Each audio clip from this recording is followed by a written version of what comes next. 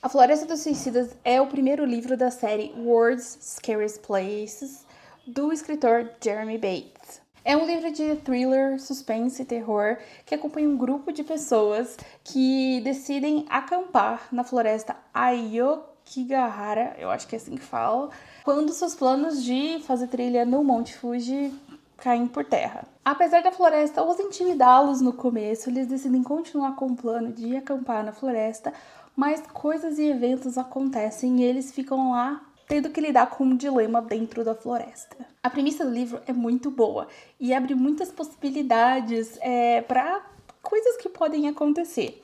Eu geralmente gosto muito de tentar adivinhar o que vai acontecer, né? Adivinhar o plot do livro logo no começo, né? Então eu vou lendo, fazendo vários caminhos na minha cabeça do que pode acontecer, o que vai acontecer. E eu confesso que esse livro em específico foi um que eu tive várias teorias e nenhuma delas deu certo. Realmente esse livro me pegou, me surpreendeu, o plot, a história, o que acontece, realmente foi muito surpreendente, não era o que eu estava esperando. E eu acho que isso é uma coisa positiva, porque ele não é tão convencional assim, digamos assim, que não é tão convencional. Porém, eu achei que o livro não teve muita força para sustentar o próprio plot que criou. Sem dar muitos detalhes, sem dar muitos spoilers, eu acho que o livro ele dá uma sensação de ser um livro antes do plot e outro livro depois. E quando eu falo do plot, é do que vai, do que gira a história, né? Depois que a história gira, eu sinto que não só a história girou, mas o livro também girou. E aí o livro toma um ritmo completamente diferente depois que as revelações são dadas, né? Depois que a gente descobre o segredo ali. Se tem um segredo, né? Não é um segredo. Eu tô tentando usar palavras que não deixem muito aberto o que acontece no livro para quem não leu e tá muito afim de ler e veio aqui buscar uma recomendação. Por muitas vezes eu tive a sensação de que esse livro seria isso, pode ser ainda um excelente filme de terror. Ainda mais considerando que teria as imagens e os sons ali para compor, né, a história. Tem muito potencial para ser uma ótima adaptação, né, nas mãos certas, né, com recursos certos do cinema.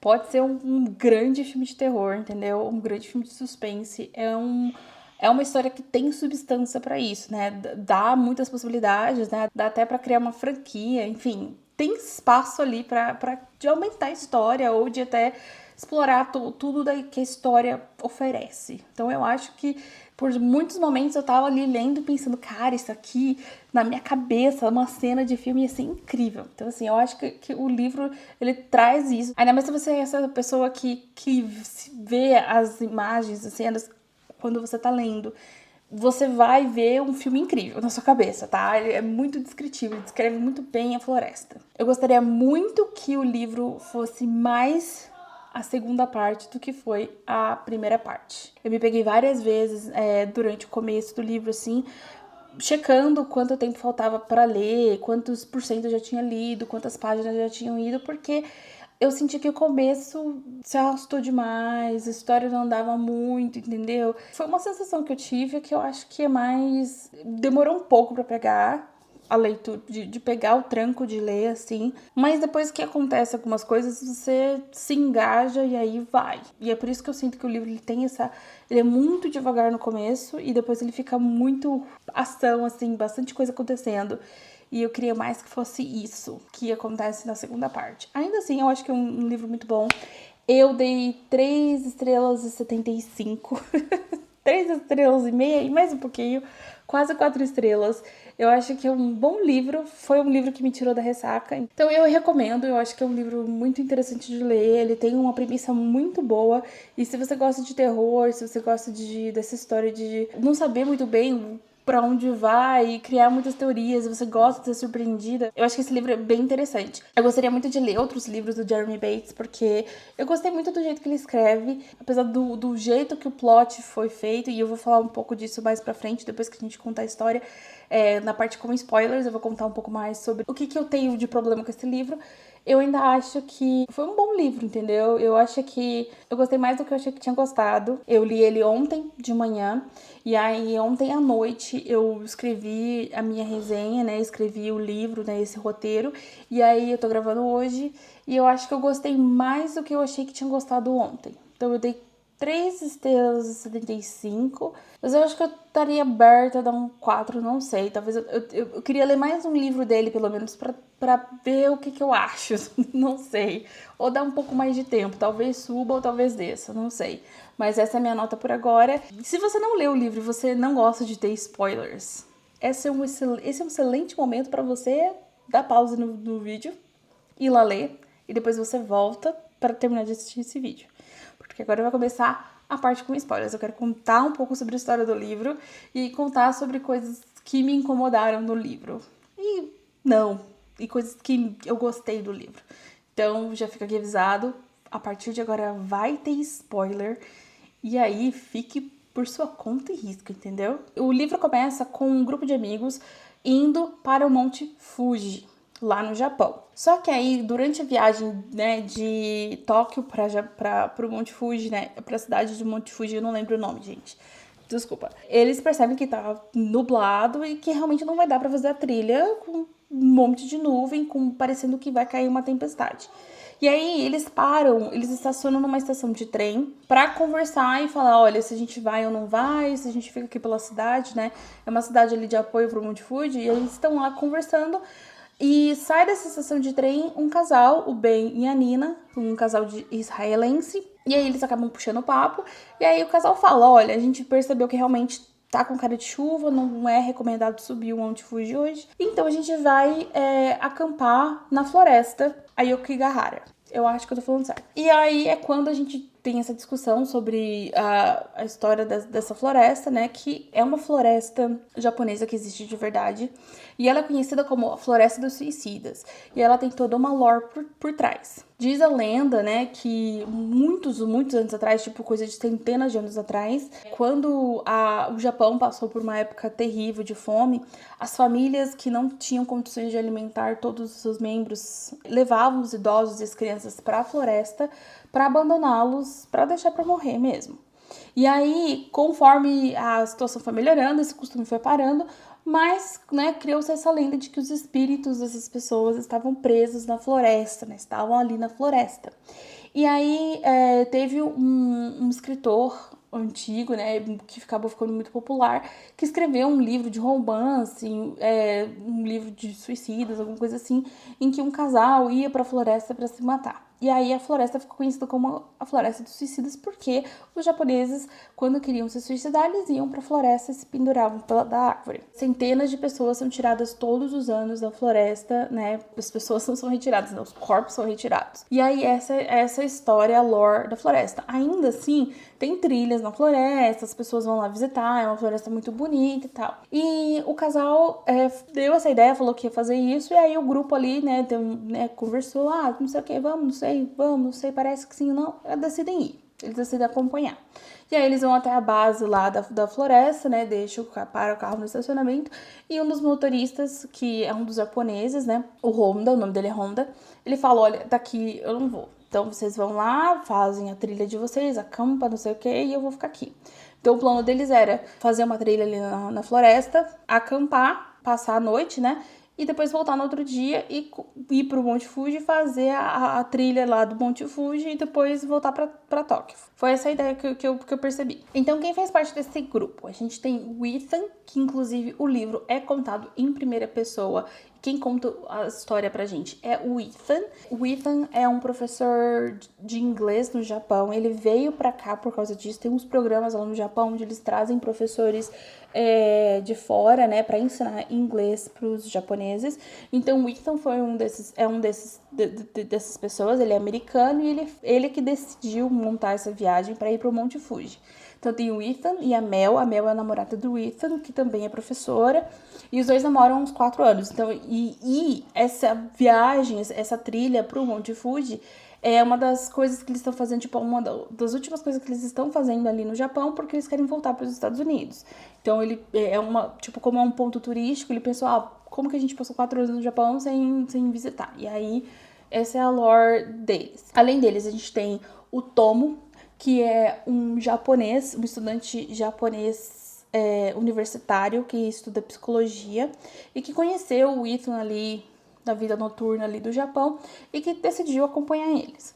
Além disso, ainda tem o Neil, que é um...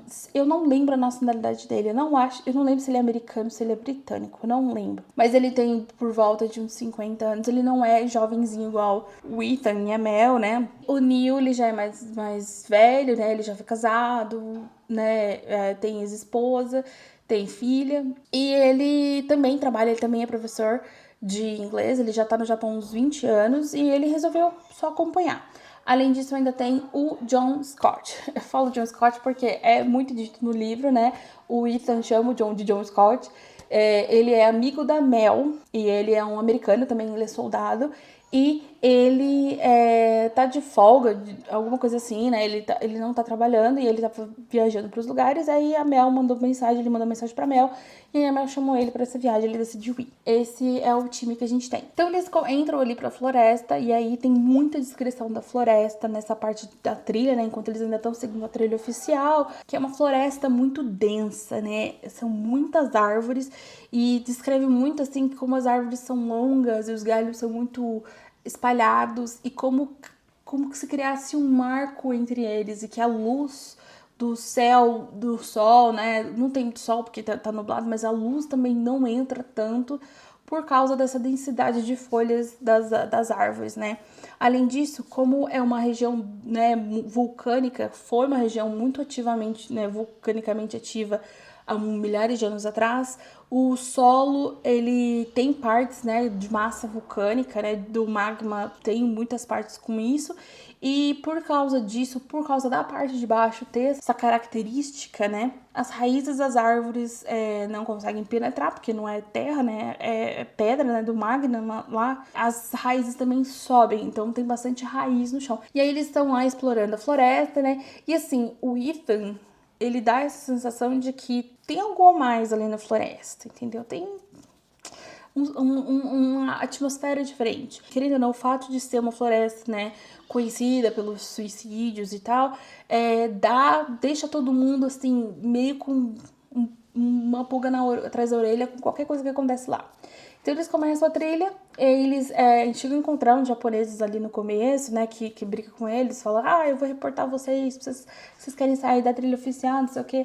Mas eles não estão nem aí, eles chegam ali numa placa que tá falando não ultrapasse, não saia da trilha, eles fazem o quê? Eles agacham na grade e vão exatamente pra trilha onde tá a placa diz pra não ir. Porque o Tomo vai e fala, o Tomo vai e fala o tempo todo, não, essa placa aí é só pra quem vai se matar. Agora, como a gente não vai se matar, a gente pode ir. E aí eles saem da trilha principal e vão pra essa trilha secundária, que teoricamente não deveria estar sendo usada, mas eles resolvem ir.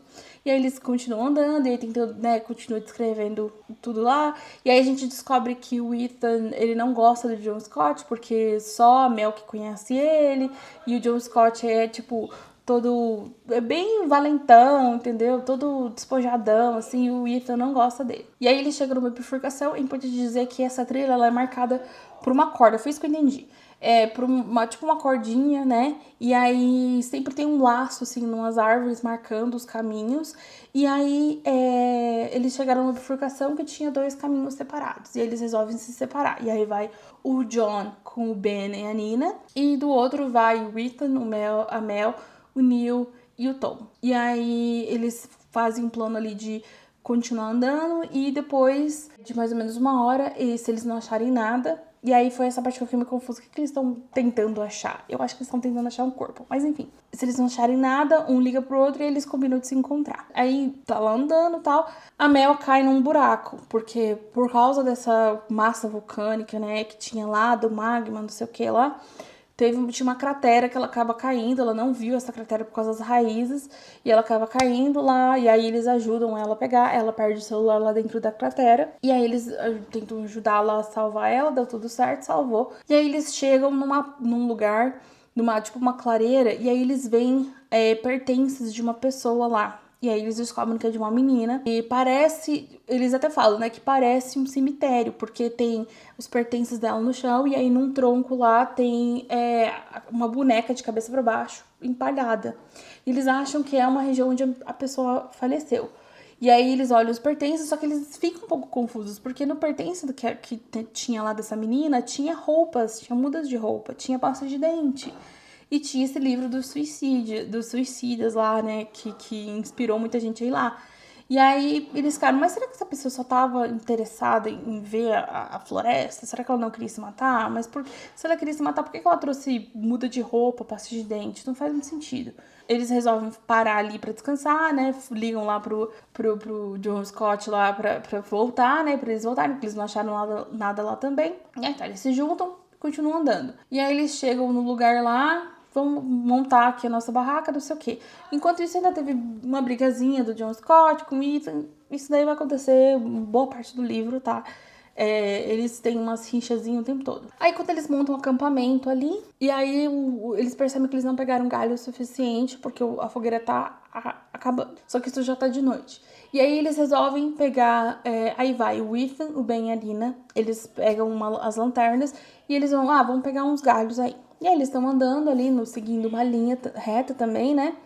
Eles vão andando e aí pegando os galhos e tal, e até que o Ethan encosta em alguma coisa. E aí quando ele olha pra cima, é o corpo de uma pessoa, né, pendurada, com os olhos sem existir, né, tudo, né, parecia que os pássaros tinham pegado os olhos da pessoa e tal. E diz ele que ele viu muitos crucifixos pendurados. E aí eles se assustam, e aí o Ben e a Nina, o Ben principalmente, ele sai correndo, e a Nina vai atrás. E aí o Ethan vai atrás também, eles chegam lá no acampamento, e o Ben tá surtadaço, tá super surtado. E aí é quando eles descobrem que o John, ele achou cogumelos na floresta, e aí ele pegou esses cogumelos e deu cogumelo. Ele e o Ben consumiram cogumelos. Só que o Joe Scott tava de boa. O Ben não, porque aparentemente o Joe Scott já usa cogumelo e tal, né? Os mushrooms, os famosos mushrooms, os alucinógenos. Só que o Ben tava lucidaço, assim, ele estava muito doidão. E aí teve toda uma discussão lá, eles acabam, o Ben, né, acaba entrando lá na barraca pra se acalmar. E aí o Ethan e a Nina chegam e conversam. Eles têm uma conversa lá e tal. E, enfim, acontece toda a discussão, essa movimentação, mas aí eles vão lá, deitam e dormem. E aí é muito importante falar também que nesse acampamento que eles fazem, eles consomem toda a comida. Porque, na verdade, o plano não era acampar no Monte Fuji. Então, eles não tinham comida assim, pra acampar.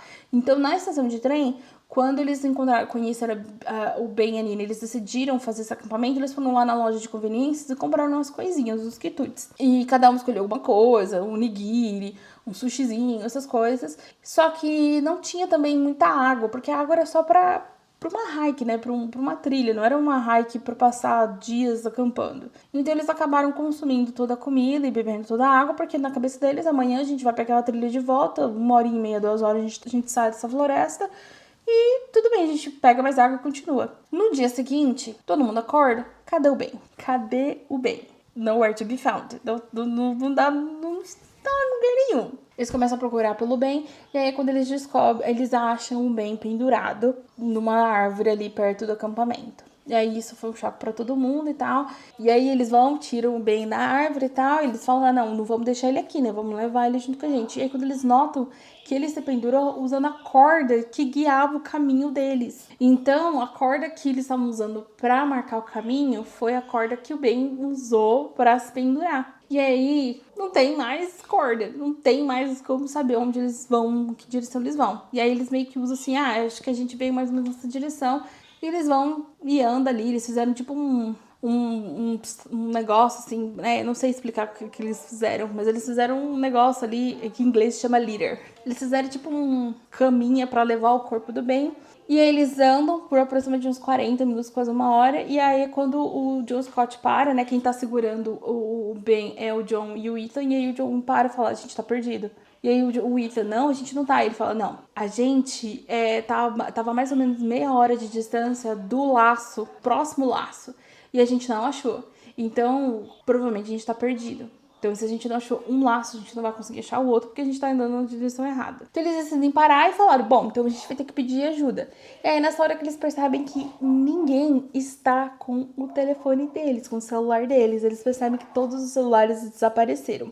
Não conseguem achar, e eles começam a se perguntar, será que o Ben pegou o nosso celular e sumiu com ele por algum motivo, né? Sei lá, ele achou que a gente era culpado, sei lá, num transe que ele tava ali dos cogumelos, ele pegou o nosso celular e fugiu. e escondeu em algum lugar, a gente não vai conseguir achar agora, porque já foi. Eles não sabem de onde eles vieram, nem pra onde eles vão. Então, só que o Neil guardava o celular dele numa pochetezinha no cinto dele. Vale ressaltar que esse livro, ele acontece mais ou menos em 2000 e alguma coisa, tipo 2004, eu acho, 2012, 2004. Esse livro é bem no comecinho ali dos anos 2000. Então, não é celular igual celular assim, é aqueles celulares de botão e tal, né? Então, é esses celulares ainda daquela época. Então, o Neil tinha aquele celularzinho que não tinha nem tela, sabe? Que era verde, pixelado, né? E ele guardava aqui numa pochetezinha no cinto. E ele foi dormir com o cinto. Então, meio que ele tava ali, não tinha como alguém pegar. E só que a bateria do celular dele tava na última barrinha. E aí, o Tomo liga pra polícia, porque o Tomo é o único que consegue falar japonês. Ele liga pra polícia. A polícia fala que vai tentar achar eles.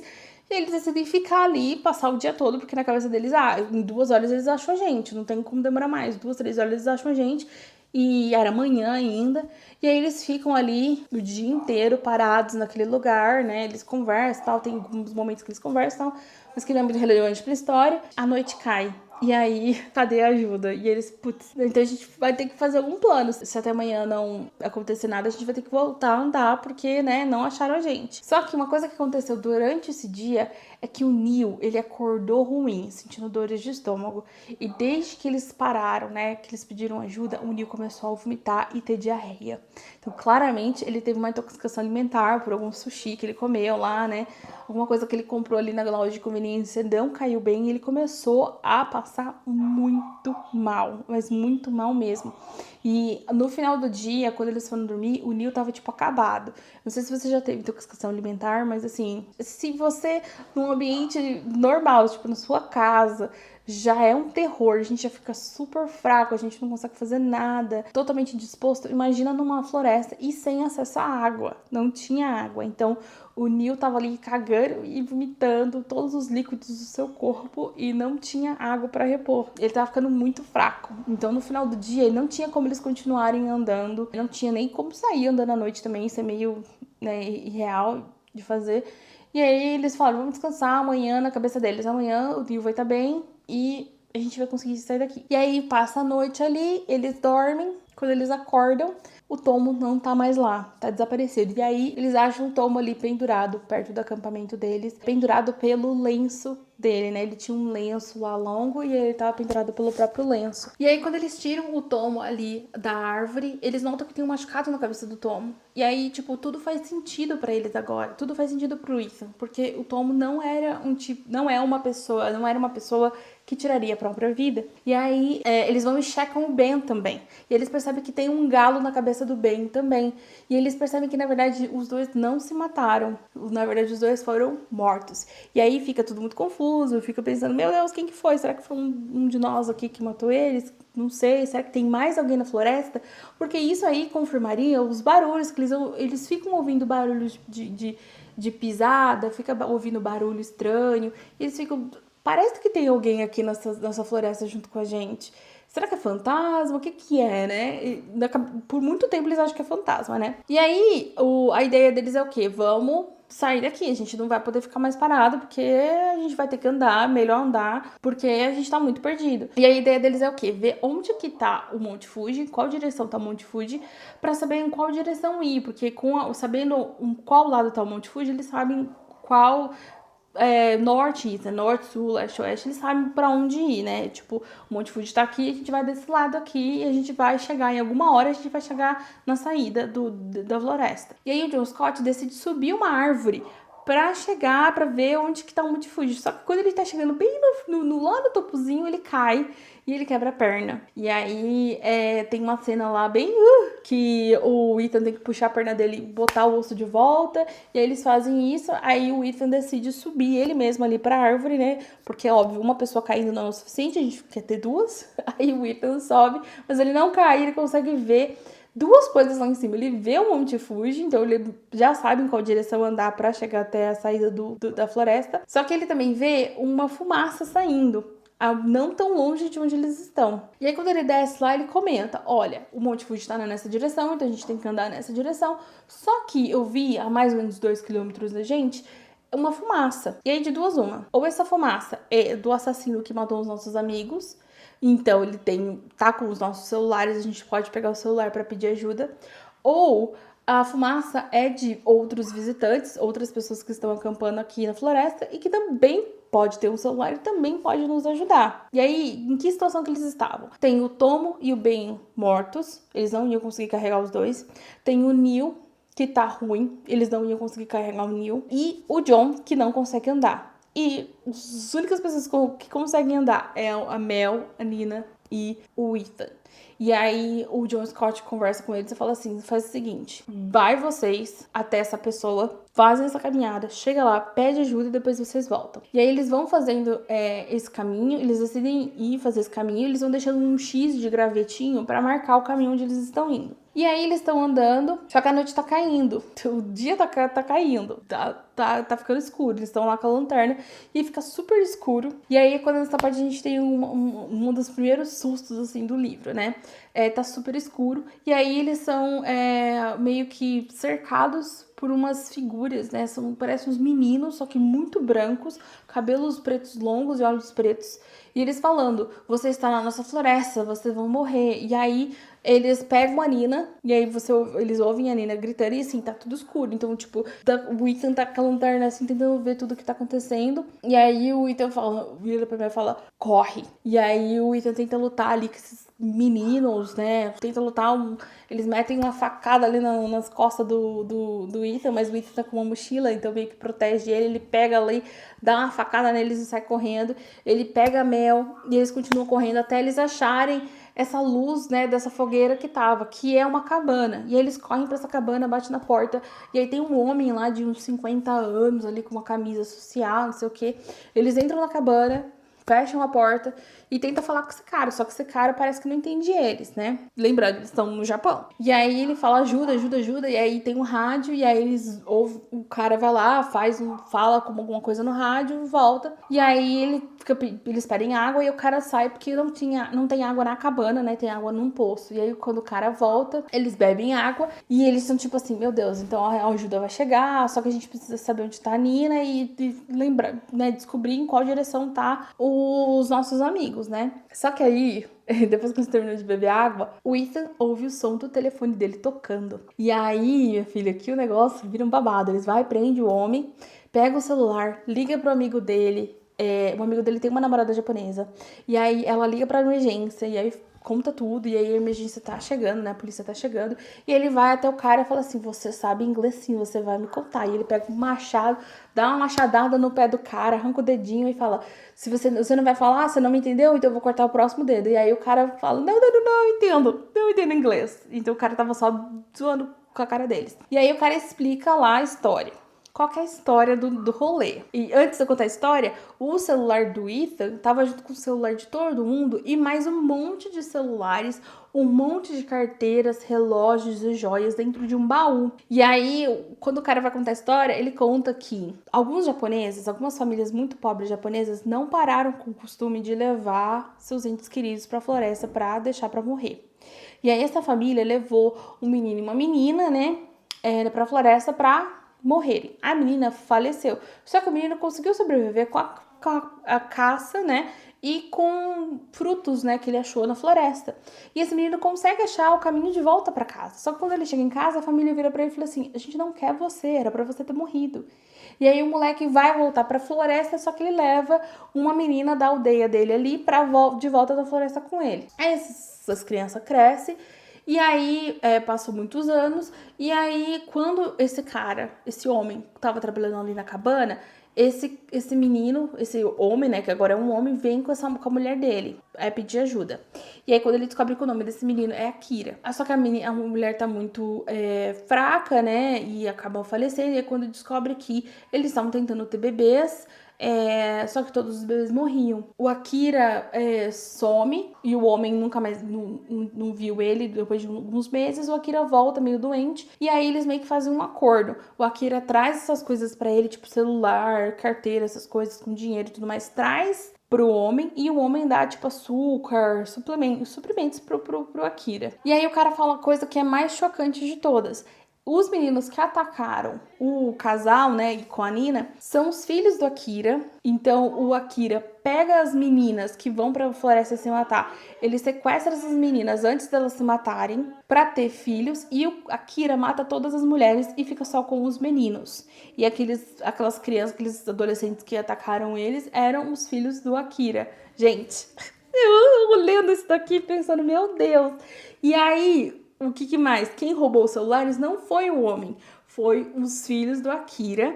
Quem matou os outros dois, o Tomo e o Ben, foi os filhos do Akira. E o plano é matar todos os homens, porque eles viram as mulheres e falaram, as mulheres são bonitas, a gente quer elas. Ou seja, a Mel e a Nina.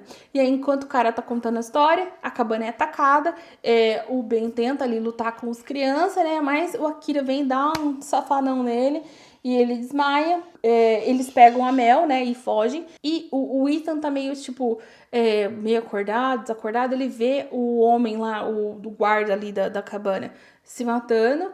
E o Akira tacando fogo na cabana. E aí ele meio que apaga. E ele acorda com o John Scott arrastando ele pra fora da cabana, enquanto a cabana tá ali pegando fogo. E o John Scott fala que ele ouviu os gritos de todo mundo, eles correndo, né? E aí ele fez meio que tipo uma muleta ali pra ele conseguir andar. E ele chegou até a cabana porque tava pegando fogo. E ele procurou dentro, ele viu que a Mel não tava lá, viu que o Ethan tava lá dentro e arrastou ele. E aí, enquanto eles ali estão tomando água, estão ali, né, naquele fogo ali, eles ouvem o grito, não sabia se era da Nina ou da Mel, e aí o Ethan fala, cara, vou ter que ir. E aí o John Scott dá pra ele a mochila dele, que o John Scott pegou umas varetas da barraca e quebrou a ponta pra virar, tipo, uma arma. E aí o Ethan vai lá, ele chega, tipo, numa área, assim, tipo uma clareira, tem uma mulher sem olhos, cozinhando num caldeirão, cozinhando tipo uma sopa, e aí ele vê tipo um buraco, assim, uma caverna perto, e ele entra lá, e aí ele percebe que é uma conexão de vários túneis, que provavelmente deve ser vários túneis pela floresta, e meio que num buraco ali, num buracão ali dessa caverna, ele viu várias crianças brincando, mais jovens, né, do que os adolescentes que atacaram ele.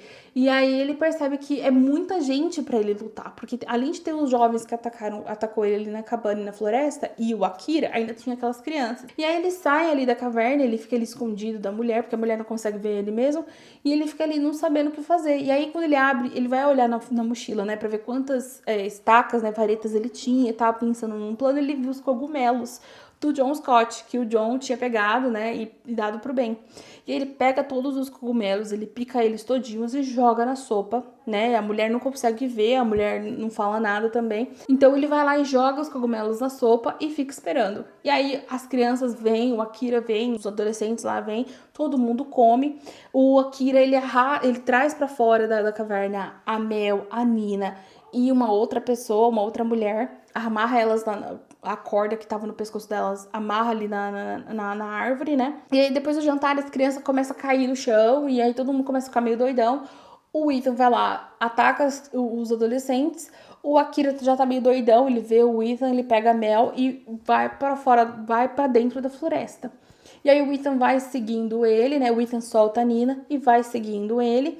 E ele chega numa área que é tipo um cemitério, um abatedouro do Akira, onde tem várias mulheres penduradas. É uma área que tem dezenas de mulheres penduradas. Algumas que claramente já estão em decomposição e outras que deviam ter sido amarradas há pouquíssimo tempo, penduradas há pouquíssimo tempo. Todas elas que claramente morreram depois de darem à luz, né? Porque ele fala que o corpo delas ainda dá pra ver que não estão desnutridas em nada, né? E aí ele vai, luta ali com a Mel, também luta ali com a Akira, tá? Porque o Akira tá doidão, né? E aí conseguem, né, subir ali em cima do Akira. Só que antes do Ethan matar, a Nina aparece e fala, não, deixa que eu mato. E aí a Nina vai, pega a adaga ali, corta um membro dele, a genitália dele, bota na boca dele, dá um monte de facada, enfim, acabou com a Akira. E aí a polícia vem e tal, e eles vão lá pro hospital e acabou a história. Eu tive que desligar um pouquinho porque minha cabeça super esquentou. Eu tô falando há muito tempo. Mas vamos voltar aqui pra história. Então a polícia consegue achar eles, acha todo mundo, inclusive o Neil.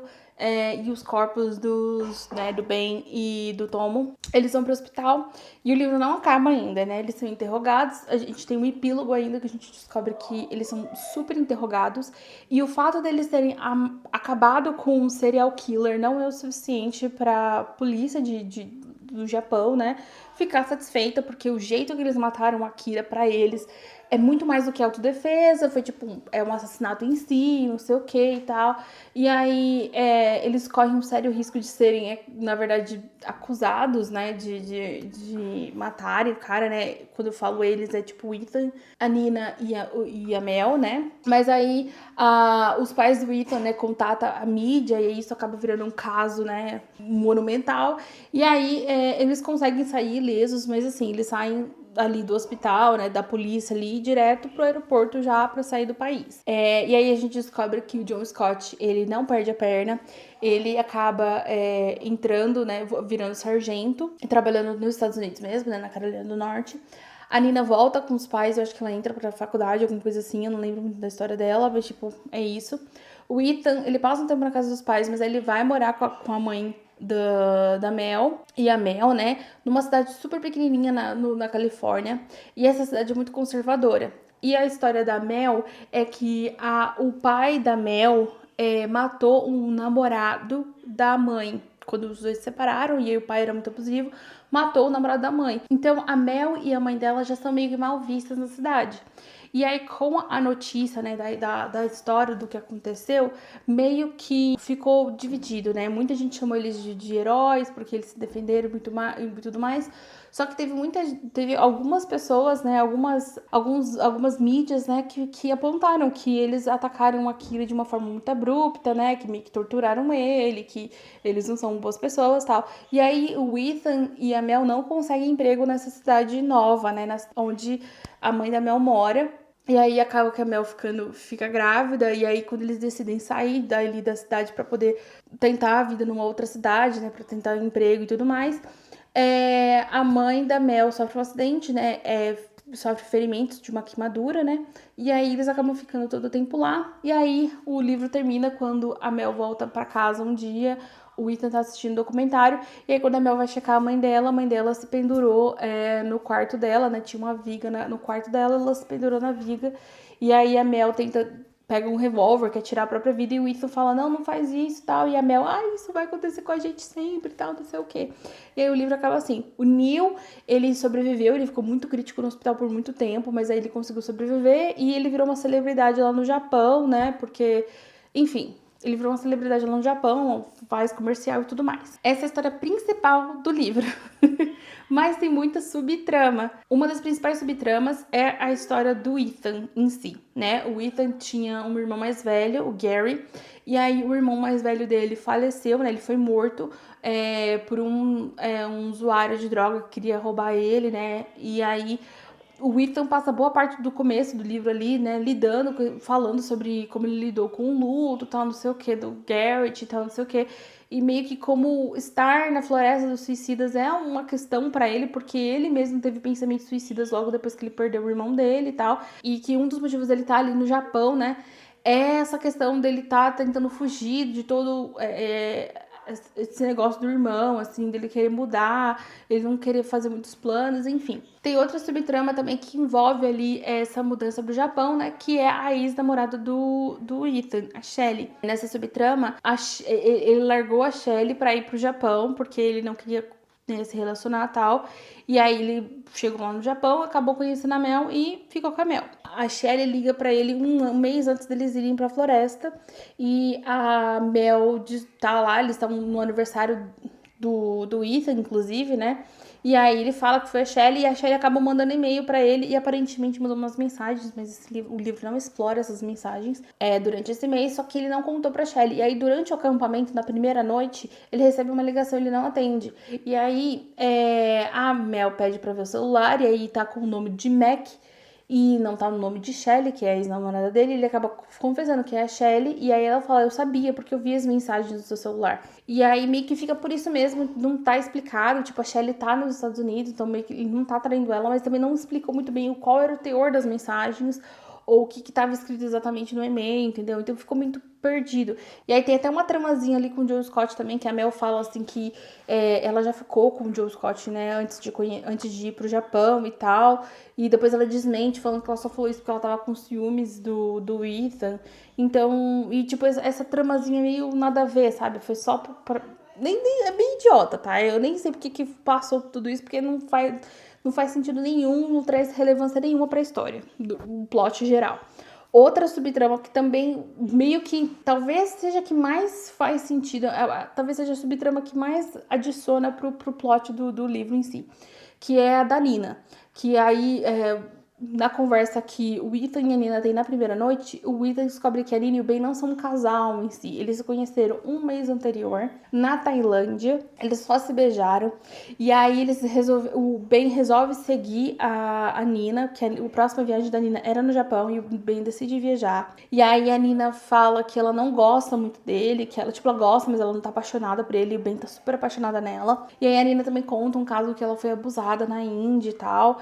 E aí ela mente pro Ethan falando que ela não foi abusada, depois fala que foi, e depois a gente descobre que o livro que tava dos suicidas, que tava na bolsa do Ben, que era da menina lá, que eles acharam lá no comecinho, né? Não era do Ben, era da Nina, que a Nina na verdade é suicida, tem umas marcas de tentativa de suicídio no pulso dela. E aí a história da Nina talvez seja a que mais adiciona pra história ali no final, né? A subtrama da Nina. Porque lá no final, a Nina fala, quando o Ethan tá pra matar o Akira, a Nina fala, não, pera, que eu quero fazer. Porque ela fala pro Ethan que ele abusou dela, o Akira chegou a abusar da Nina. E aí ela que vai e comete aquela tortura com a Akira. E meio que, tipo, é justificável pelo passado dela, né? Pelo que ela tava passando.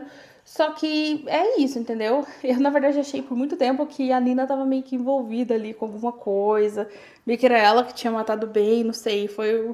Eu achei, porque do jeito que o Ethan meio que descrevia ela, também teve um negócio assim do Ethan achar que a Nina tava, tipo, dando em cima dele. Tem uma parte que ele sonha com ela. Gente, nada a ver, tá? Muito nada a ver. E aí eu diria que a última subtrama que talvez não faz muito sentido, que, tipo, só encheu linguiça no livro, foi os pertences que eles acharam ali na floresta, né? Aquele da boneca lá virada, lembra?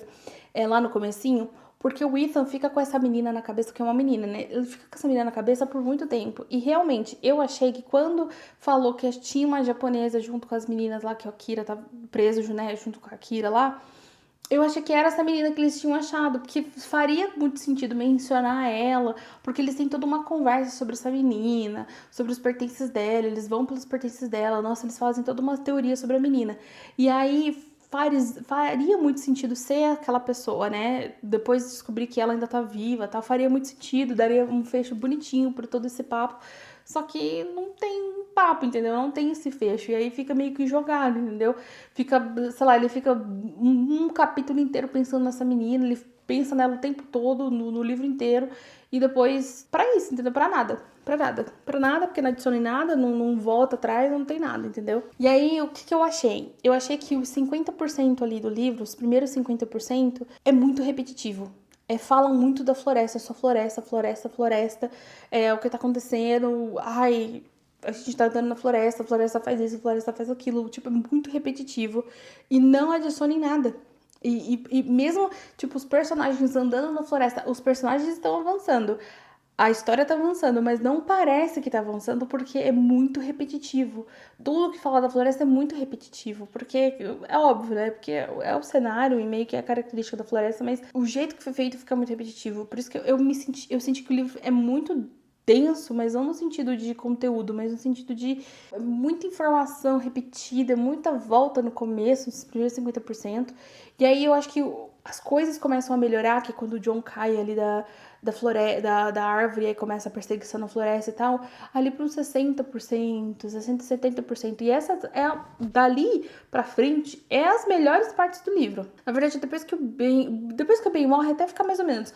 Mas depois que o Tomo morre, né, é a melhor parte do livro. Porque fica mais dinâmico, porque a história começa muita coisa acontecendo ao mesmo tempo, várias coisas acontecendo, fica mais dinâmico, fica mais interessante.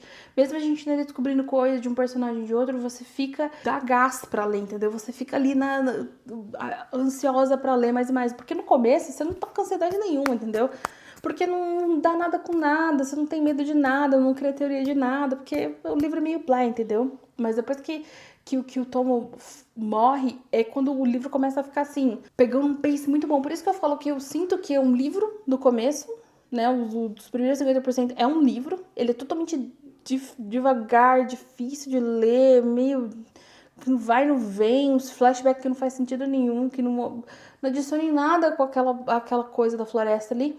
Mas depois que as coisas começam a acontecer, acontece muito rápido. E isso é minha outra crítica sobre o livro. Quando o rolê começa a acontecer mesmo, a história, o homem contando a história da Kira, tipo, eu queria mais, sabe? Eu queria mais dessas crianças atormentadas. Se tivesse mais disso desde o começo, ia ser muito mais interessante, porque ia deixar a gente pensando o que mais, pensando mais na lore, assim. Eu senti que é um rolê bem interessante, entendeu? Podia ter um capítulo só contando a história da Kira, sabe? Ali no meio do fogo ali, sabe? Não sei, podia ter mais, mas eu sinto que foi muito assim, bem coisa de filme mesmo, assim, meio com um roteiro preguiçoso, sabe? Que uma pessoa chega e explica tudo e dá a solução de tudo e acabou. Foi bem assim que aconteceu. Tipo, num capítulo, numa sentada, a gente descobriu tudo que tá acontecendo.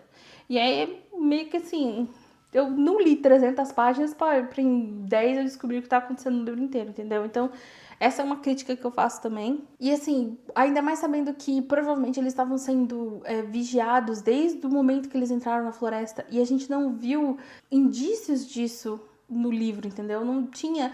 Podia ter muito mais susto, podia ter eles vendo as crianças. Teve uma vez que viu, tipo, viu um corpo, viu uma forma ali.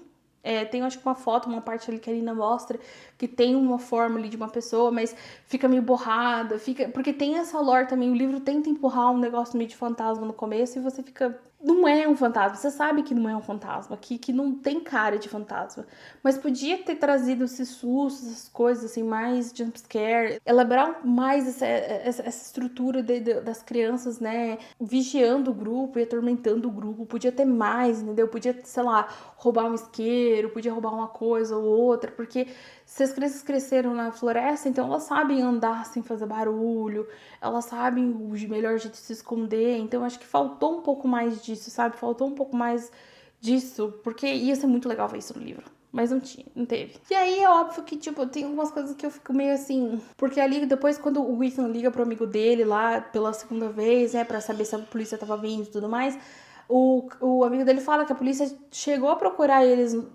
no dia que o Tomo ligou, né? E eu fico, mas por que não achou, né? Por várias vezes o autor fala que a floresta é muito quieta, que não dá pra ouvir nada, não tá acontecendo nada. Como que você não ouve a equipe de busca gritando o nome deles, não ouve helicóptero, não ouve nada? Meio assim, sabe? Parece que é meio forçado, sabe? Como que eles foram buscar o grupo, mas não acharam? Porque o grupo não andou muito mais que aquilo depois, né? No dia seguinte, eles não andaram muito, né? Eles andaram o quê? 40 minutos. Então, assim, sabe? Uma coisa que fica... Será que procurou mesmo? Enfim. E aí, essa é a minha opinião do livro. Me diz o que vocês acharam, se vocês leram esse livro, se você não leu e depois de ouvir essa história, o que você acha? Você quer ler esse livro? Você não quer ler esse livro? Tem algum outro livro que vocês querem trazer? Eu acho que o próximo livro que eu quero ler... Eu tô com 2 livros pra ler em seguida, que é o Tudo que Deixamos Inacabado, da Rebecca Yarros, e Um Animal Selvagem, do Joel Dicker, eu acho que é assim que fala. Então eu tô com esses 2 livros pra ler em seguida. E aí deixa aqui nos comentários se vocês querem review desses livros também. E me falem também de outros livros que vocês gostariam que eu lesse e fizesse review. Às vezes tem algum livro que você tem medo de que vai ser muito assustador, um livro que talvez não seja muito bom, que eu posso fazer review pra vocês também. Então, o meu vídeo é esse e eu espero ver vocês em breve. Ah, e não esquece de se inscrever e de curtir, porque eu esqueço de pedir isso e vocês também não fazem. Então, não esquece de se inscrever e curtir esse vídeo. Beijo!